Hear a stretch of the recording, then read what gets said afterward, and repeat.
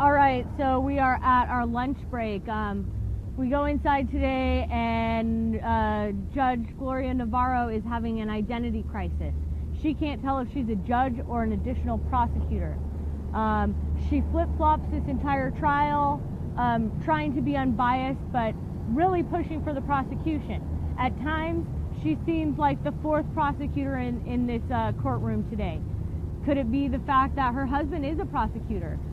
Could it be a fact that she's appointed by Harry Reid, the person who has orchestrated this event on the Bundys and the political prisoners? We're not sure, but you can definitely tell that she's fighting her identity crisis inside as she pulls back and forth with trying to be unbiased and being a full-on prosecutor from the bench. We've had her ask multiple questions on the inside, always to figure out and help elaborate on the prosecution's points and getting their points across to the jury. I will go hand it over to Anthony about what happened as we walked in the courtroom this morning. So we walked into the courtroom this morning, and the first item of business was something outside of the presence of the jury, and it was the lead prosecutor, Steve Myrie, stands up and says, "We have an issue with something that was said the day before." And the day before, a U.S. Forest Service employee with the last name Shilley gave his testimony, and his testimony is that he pulled over after the bridge, he got out, and he started taking pictures. And at some point during the jury follow-up, they were asked a question. Shilley was asked if he had any fear, and he said, "Well, yes, I had fear." It was Richard Tanasi, a representation for Stephen Stewart, who cross-examined him and said, "Well, what exactly were you scared of? Because when you got to the bridge, everybody was standing up. You took a picture of some BLM agents down in the wash, and then you turned and panned back around, and now there are people laying on this bridge. So what exactly were you scared of?" And he made the statement at the end, alluded to the fact that maybe he was scared of the fact that the government was pointing weapons at him. Maybe that's what he was scared of. And of course, there was an objection. There was a juror that had to leave early. Another counsel had to get out of the courtroom quickly, so it was brought up this morning.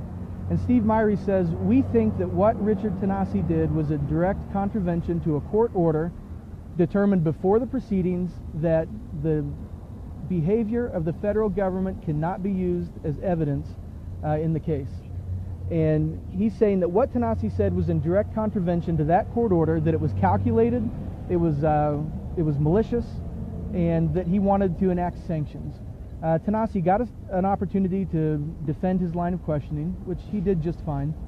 And one of the sanctions, he said, Steve Myrie says, "We're not going to ask for a mistrial, but we would like, as a potential sanction that we're contemplating, is to ask the court to allow us to review defendants' closing arguments before they're given." So now you've got the government charging men with a litany of crimes, saying that the behavior of the federal government is completely irrelevant in the case. You can't speak to your state of mind because it's a veiled attempt at jury nullification.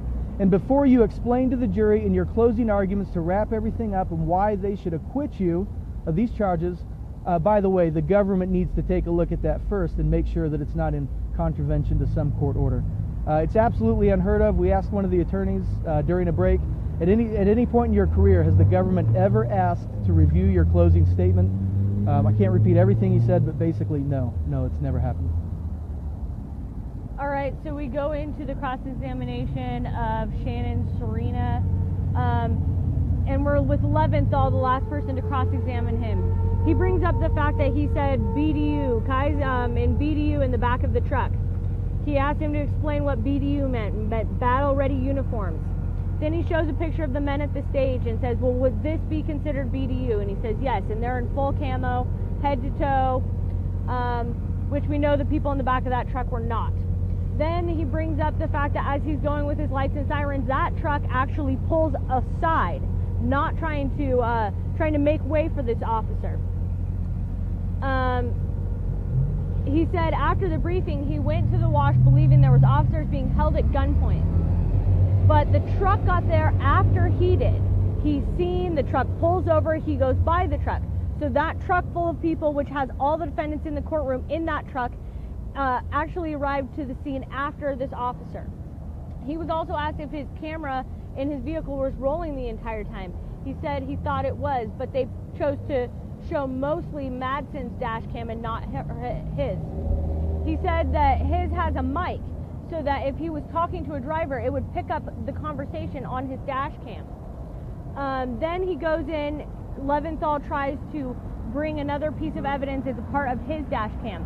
The judge makes Leventhal jump hoops, asking questions over and over, playing the whole entirety of the video for him, this, that, and the other thing to get him to enter this. Then the government objects to the relevance because the tape is after the BLM has already left. They had an objection, they went to a sidebar, and we were actually overruled and got to bring this piece of evidence, only from 7 minutes to 8 minutes. So they play the video, a man with a long gun walks up, he says thank you.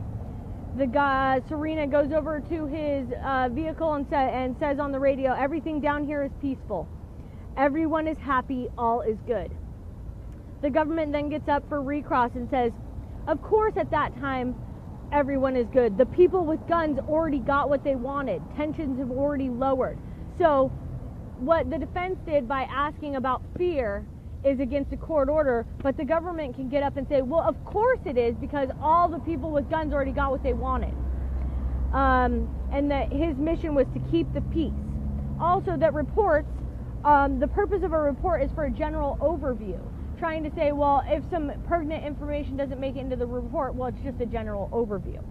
Then we go into the jury questions. A lot of the jury questions were similar. He had very long-winded answers, and all of his answers were very contradictory. He kept going back and forth on different topics, and it was, to me, it was confusing. I'm sure it confused the jury and probably discredited himself a little. So I'm just going to quickly read through them. Do you or anyone controlling traffic ever stop traffic fully? He said yes, for 1 minute. They stopped traffic fully to help the protesters cross the road to watch the cattle go home. That was the only time it was ever stopped fully. If your higher officers knew there were people being held at gunpoint, why did they not send reinforcements? He said he was the reinforcement. At what time were you informed the officers were being held at gunpoint? He says he does not know, but sometime before his dash cam came on when he was back at the shop when they left. I can't remember what it was called. To your knowledge, was that statement accurate when you arrived? He said he did not see that when he arrived.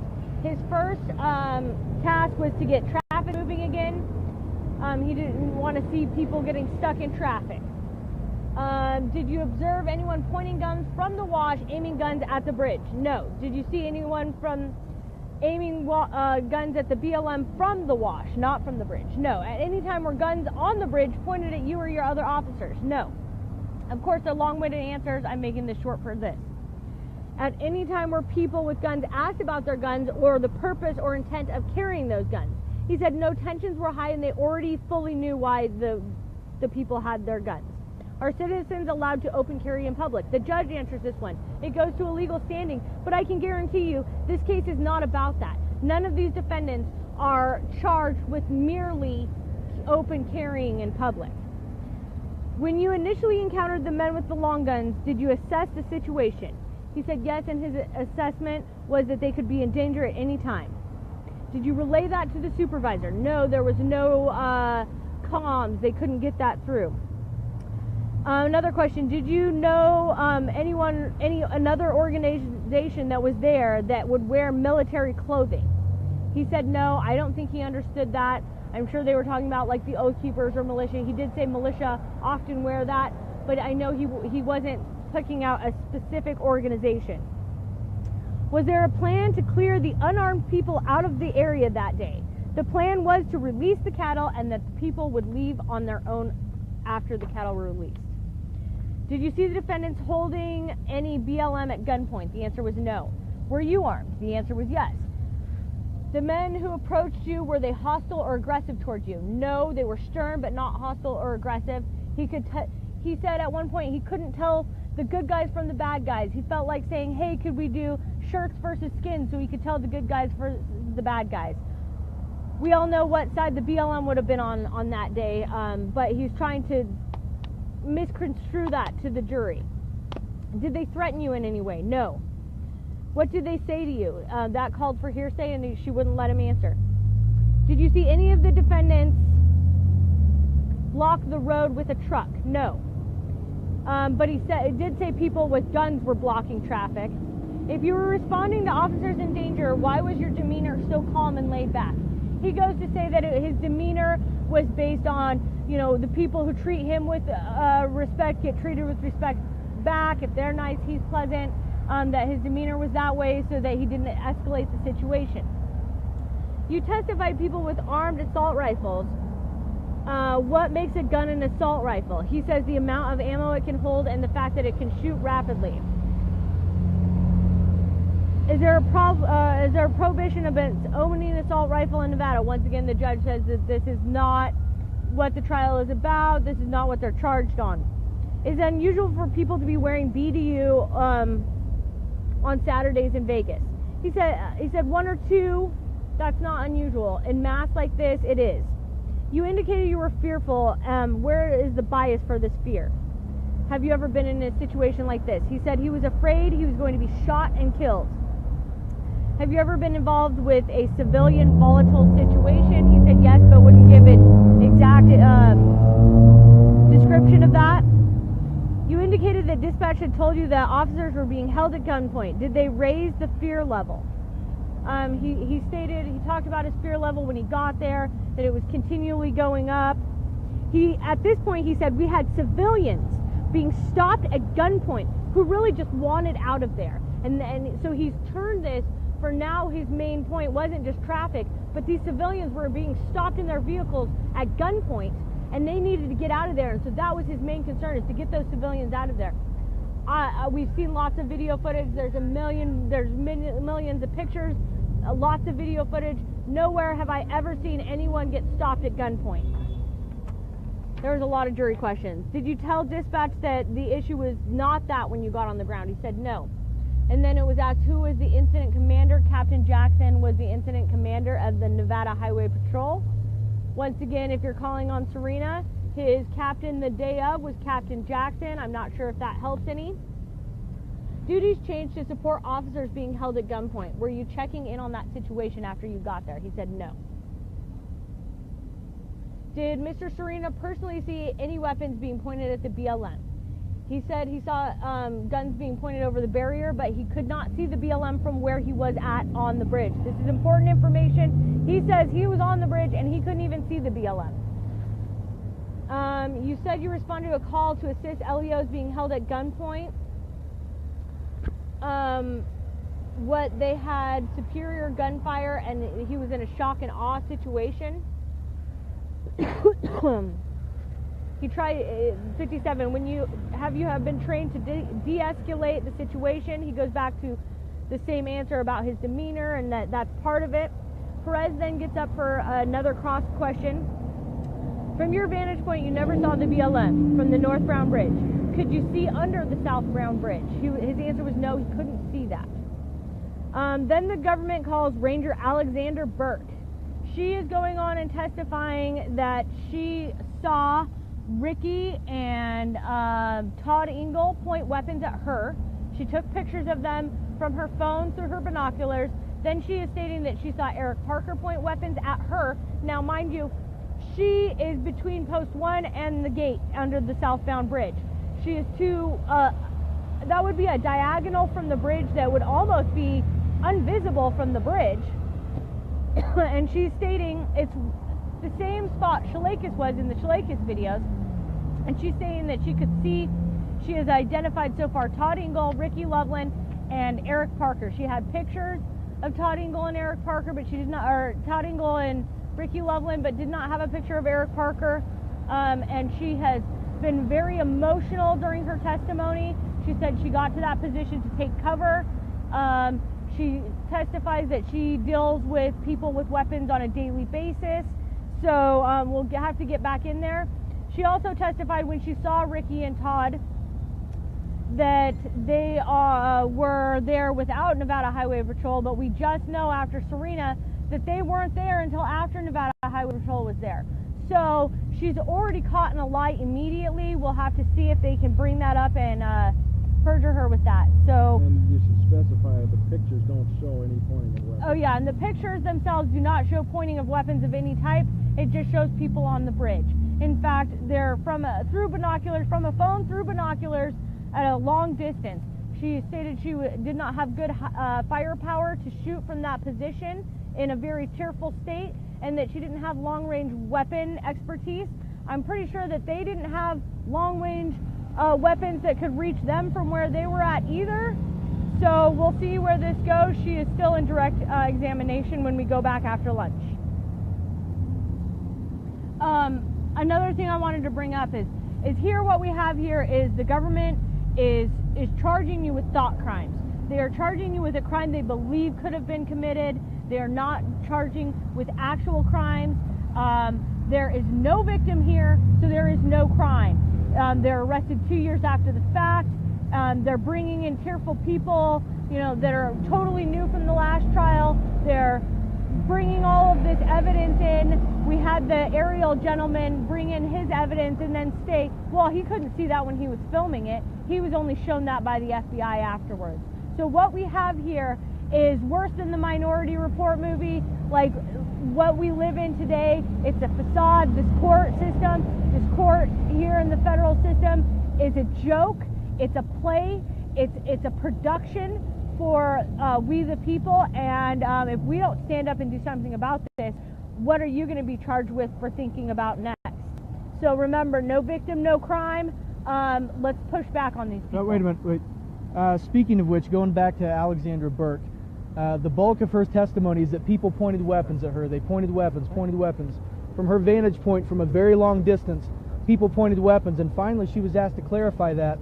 And they said, what was the threat? The threat was guys with guns. That was all she said. The threat that day to her was guys with guns. And when she was pressed about it, she pointed out that, well, the weapon that was pointed to her, it was in the low ready position. There was a weapon low ready, and that is what was pointed at her. And that was for Ricky and Todd. She comes back, and now she's saying that Eric affirmatively, in what she calls a high ready position, has over a concrete barrier pointed a weapon at her. Now granted, from where anybody on the northbound bridge would be standing looking at the wash, that would be at about a 45-degree angle to the left of where this lady was. She's saying that these people stood up over a barrier, pointed a weapon at her, and then panned and scanned for other targets. It's absurd. There's no video or photographic evidence to support any of this, but she's crying, she's emotional, and she's scared of guys with guns.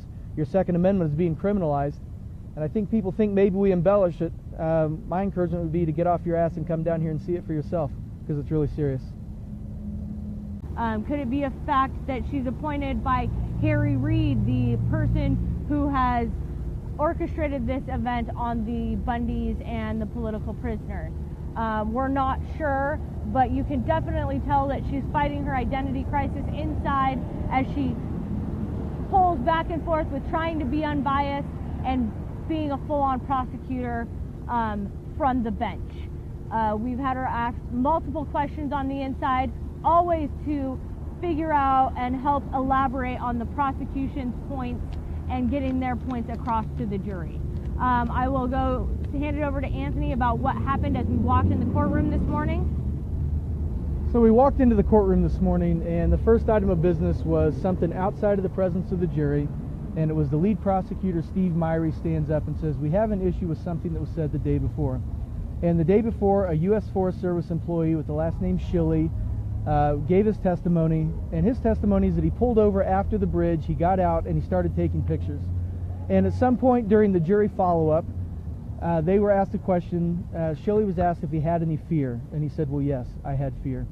It was Richard Tanasi, a representation for Stephen Stewart, who cross-examined him and said, well, what exactly were you scared of? Because when you got to the bridge, everybody was standing up. You took a picture of some BLM agents down in the wash, and then you turned and panned back around. All right, so we are at our lunch break. We go inside today, and Judge Gloria Navarro is having an identity crisis. She can't tell if she's a judge or an additional prosecutor. She flip-flops this entire trial, trying to be unbiased, but really pushing for the prosecution. At times, she seems like the fourth prosecutor in this courtroom today. Could it be the fact that her husband is a prosecutor? That now there are people laying on this bridge. So what exactly were you scared of? And he made the statement at the end, alluded to the fact that maybe he was scared of the fact that the government was pointing weapons at him. Maybe that's what he was scared of. And of course there was an objection. There was a juror that had to leave early. Another counsel had to get out of the courtroom quickly, so it was brought up this morning. And Steve Myrie says, we think that what Richard Tanasi did was a direct contravention to a court order determined before the proceedings that the